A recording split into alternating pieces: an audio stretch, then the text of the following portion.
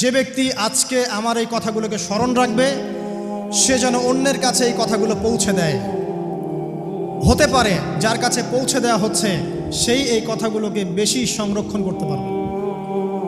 আল্লাহ পাক তার প্রতি রহম করুন যে আমার এই কথাগুলোকে অন্যের কাছে পৌঁছে দেবে।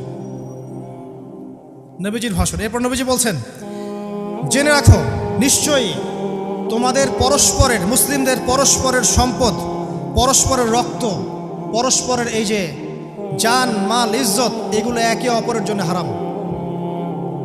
মুসলিমদের পরস্পরের রক্ত, পরস্পরের ইজ্জত সম্মান একে অপরের জন্য হারাম, এর হানি করা একে অপরের জন্য হারাম। ঠিক যেমন আজকের এই দিন হারাম, এই শহর হারাম, এই মাসও হারাম। নবী করিম সাল্লাল্লাহু আলাইহি ওয়াসাল্লাম বলছিলেন, জেনে রাখো তিনটা বিষয়ে যেন তোমাদের অন্তর কখনো খেয়ানত না করে। তিনটা বিষয়ে তোমাদের অন্তর যেন কখনো খেয়ানত না